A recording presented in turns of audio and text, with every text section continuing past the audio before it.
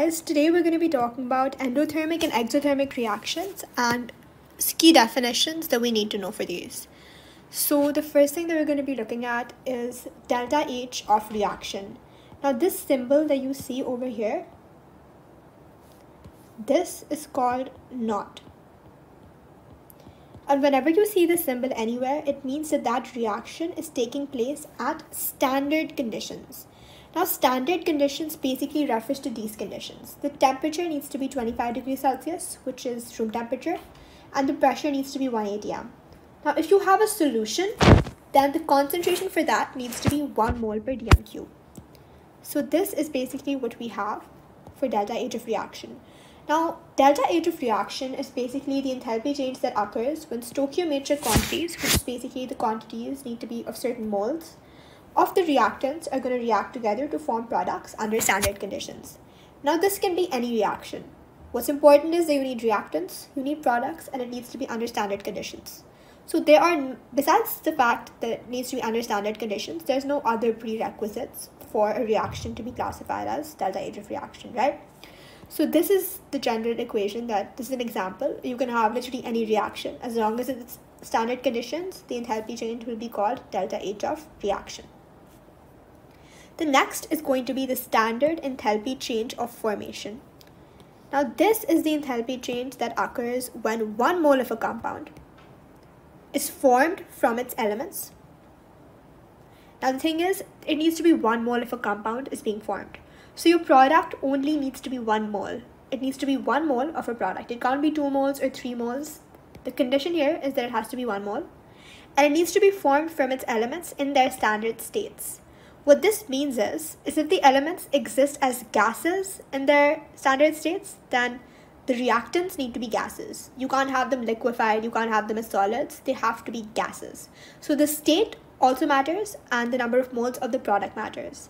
And again, since you see this NOT symbol over here, it needs to be under standard conditions, which are the same ones that we talked about over here. So now we're going to be taking a look at an example for this. So this is the formation of NaCl. Now, this doesn't have to be 2 moles, it has to be 1 mole, right? So you're going to manipulate the equation in such a way that it ends up being 1 mole. So you're going to have NaCl over here, you can have the half symbol over here, and you can just get rid of this 2. So as you can see, the elements are in their standard states. Sodium is a solid at room temperature, so it's going to be solid. And chlorine is a gas at room temperature, so you have a gas reacting over here.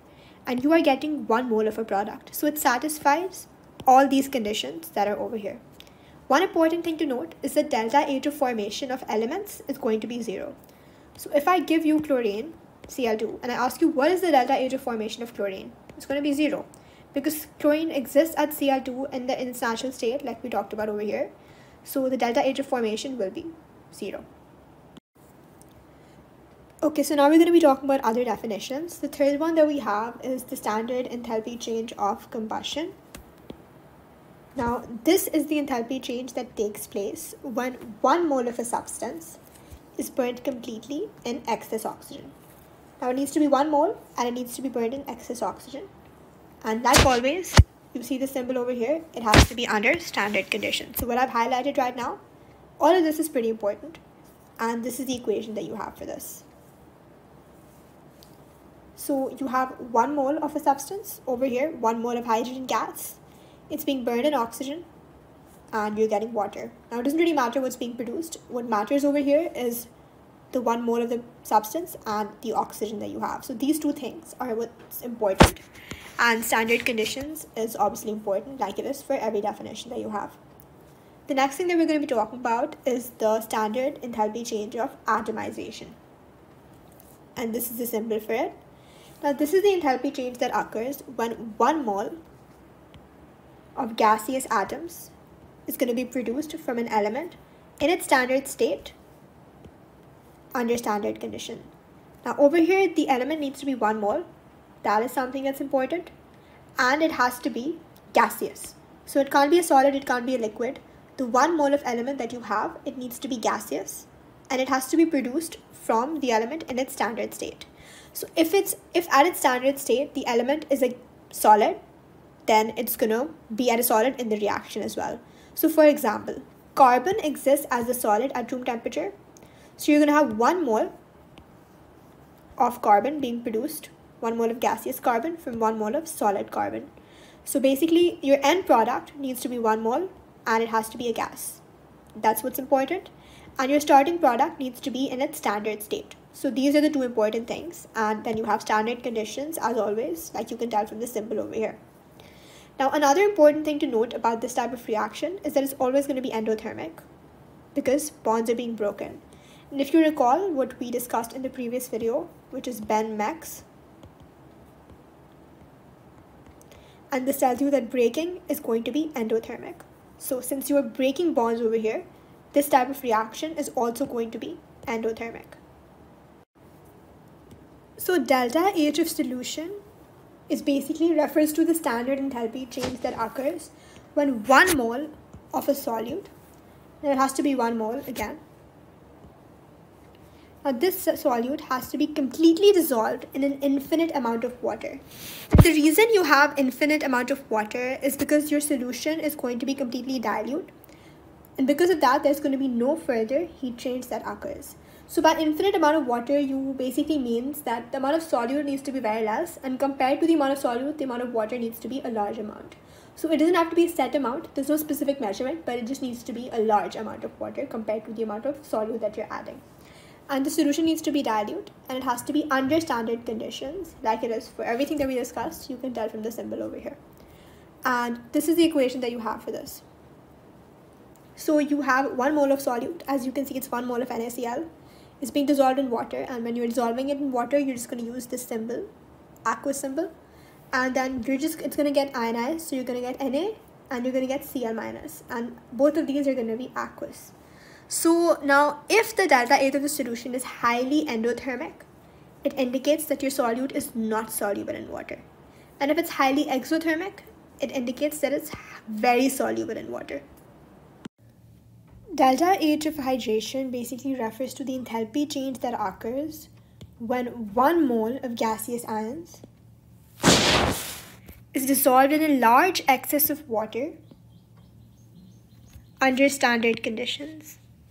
Now the key over here is that your reactants need to be 1 mole, so the number of moles needs to be 1, and they need to be gaseous, and they have to be ions. So 1 mole of gaseous ions, like you see over here, this is 1 mole of gaseous sodium ions, and these need to be dissolved in water, and after this you're going to get 1 mole of aqueous ions.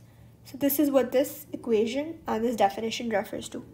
Now one important thing to note, that this is always going to be exothermic because ion dipole attractions are being made, and like we talked about previously when we were discussing Ben-Mex, breaking is endo and making is exo. So since bond making is exothermic, and in this case ion dipole attractions are being made, this reaction is always going to be exothermic.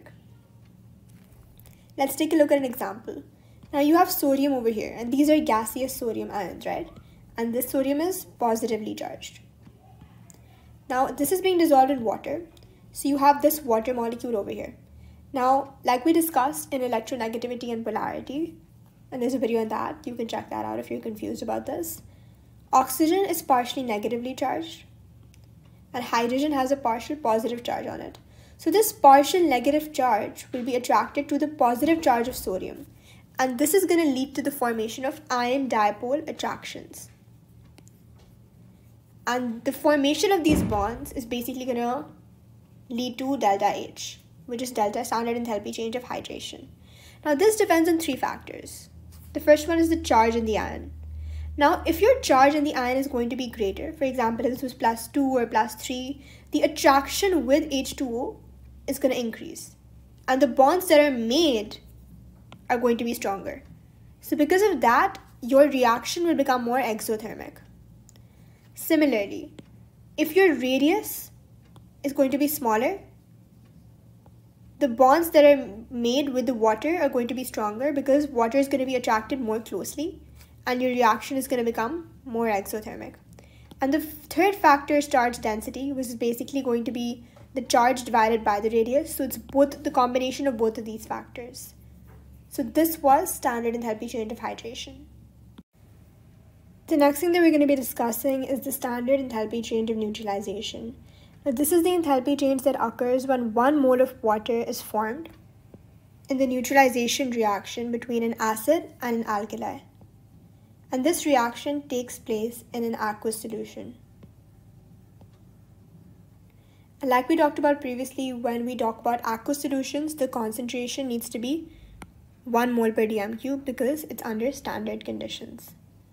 And this reaction is always going to be exothermic. So let's take a look at the ionic equation for this. So for the equation, you have an acid reacting with a base to give you 1 mole of water like we talked about in the definition and a salt. And this equation has been discussed in detail in O-levels, so you can go over the videos for that. Now, if you cancel out what's repeating over here, the Na plus and the Na plus are going to cancel out, and Cl minus and Cl minus are going to cancel out because these are on both the sides of the equation. And if you add on the final equation, you're going to get H plus, which is aqueous, plus OH minus, which is going to be aqueous as well. And this is going to give you H2O, which is a liquid. Now for strong acids and bases, delta H of neutralization is almost constant. And the approximate value for this is 57 kilojoules per mole. Whereas for weak acids and bases, since they ionize partially, it's going to be less negative. So your overall reaction will be less exothermic.